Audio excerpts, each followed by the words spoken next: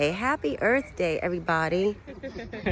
But yeah, I was just going to talk today about a few options for climate resilient plants and practices to consider, like when we're gardening at home, or in a community garden as well. Just some background for why that's important in the first place. The first thing is that we live in California, so we're dealing with climate impacts every day. There's water shortages, obviously, but then also living in a city without access to green space, things just get hotter and hotter, and that puts stresses on like energy systems and our physical health. So having like a healthy and self-sustaining garden situation is a good plus, is excellent. So you have like a single row of just one thing, and you're thinking about like, how can I maximize the output of what I have in this land? But that does not maintain the soil health, and it overexhausts the use of soil over time, which is just, it's not beneficial for the land, but then eventually it's not beneficial for what you're planting either.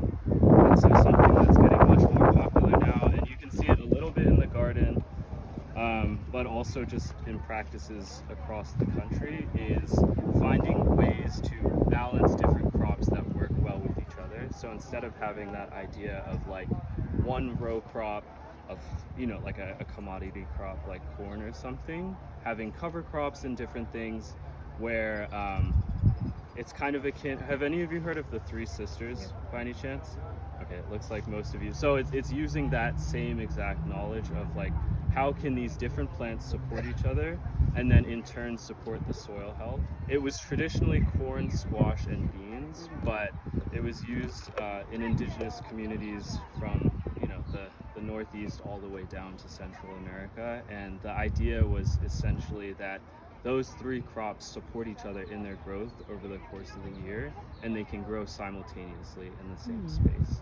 Braiding Sweetgrass. It's actually, if anyone has not heard of this, I would check it out. It's just a combination of like ecological science and then like the physical science of being in the earth and working with indigenous knowledge to inform like our relationship with the earth as well.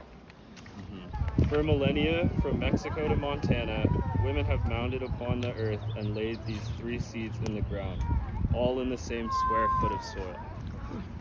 When the colonists on the Massachusetts shore first saw indigenous gardens, they inferred that the savages did not know how to farm. To their minds, a garden meant straight rows of a single species, not a three-dimensional sprawl of abundance. And yet, they ate their fill and asked for more again and again.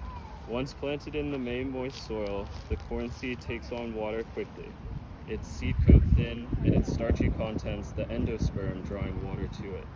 The moisture triggers enzymes under the skin that cleave the starch into sugars, fueling the growth of the corn embryo that is nestled in the point of the seed. Thus, the corn is first to emerge from the ground, a slender white spike that greens within hours of finding light. A single leaf unfurls and then another.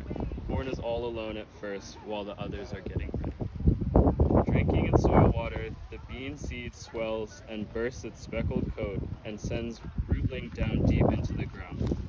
Only after the root is secured does the stem bend to the shape of a hook and elbow its above ground.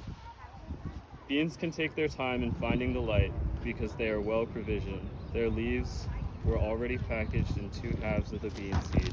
This pair of fleshy leaves now breaks the soil surface to join the corn, which is already 6 inches tall. Pumpkins and squash take their time. They are the slow sister. It may be weeks before the first stems poke up, still caught in their seed coat until the leaves split its seams and break free. I'm told that our ancestors would put the squash seed in deerskin bags with a little water or urine a week before planting to hurry them along. But each plant has its own pace, and the sequence of their germination, their birth order, is important to their relationship and to the success of their